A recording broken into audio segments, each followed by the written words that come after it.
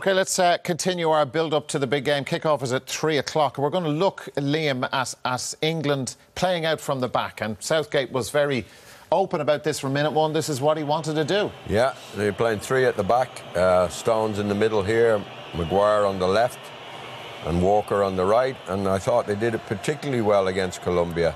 Henderson is a midfield player that doesn't really get on the ball, so it's up to these lads to free the likes of Dele Alli and Sterling, and there you go, those passes between the lines, as they say. I thought they were very good the other night. They didn't make any mistakes until about 10 minutes from the end. But I thought the Colombians stood off them, where I think the Swedes, and Keith has mentioned the likes of Toivonen and Berg. See Walker there making a horrendous mistake. Cuadrado blasts it over.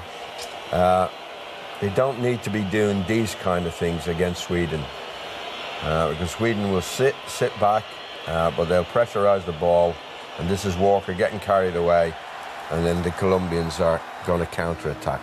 So whilst they were good the other night, I still think there's a mistake in them. Yeah. And with Berg, Forsberg and Toivonen, they've got big, strong lads who will chase back, who will pressurise them, and it's going to be a real test for them today. Yeah, because, Keith, I read some comments from the Swedish scout who has been watching England. Now, I don't know how it got in the paper, but I did read it in the paper. He said, well, England, as Liam makes the point, they haven't been put under pressure, so Sweden will do that, but that England don't move the ball quickly enough. Yeah, at times they can be a little bit laboured. I think that's the big reason he's gone with those three centre-backs, is because in the main they are comfortable on the ball. Stones can step in centrally and pick passes better than Henderson does as a centre midfielder.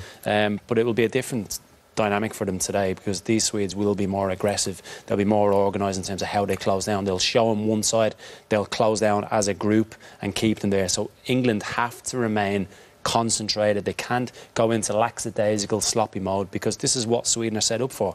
Nick the ball, England out of position, bang, counter-attack. Yeah, I think their Achilles heel is the back three. Walker is not a central defender. Maguire is a centre-half, not a left side of a three. And Stones is slow and not in the Manchester City team for most of last season. I think that's where they can be hurt. I don't think Sweden have enough to do it, pace or technical ability.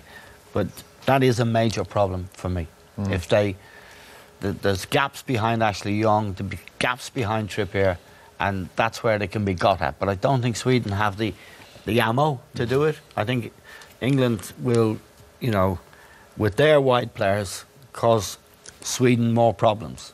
But it is, you have to give him credit for courage, because I would never have picked that back three. I doubt you would either. It's brave. It's very brave. Because the personnel. If he wins, brave can go. If he goes to the final or wins, it's brave. Yeah. If he gets done today, it's extremely foolish. The other options he has to play in that back line are Gary Cahill, Phil Jones. They're not comfortable stepping in in the way he wants them. So he's picked this back three for what they do in possession. He really has. It's a bit makeshift. They're comfortable on the ball, but sometimes they can be a bit too comfortable and they can get caught. And these Swedes will be waiting for that. They'll be watching for that.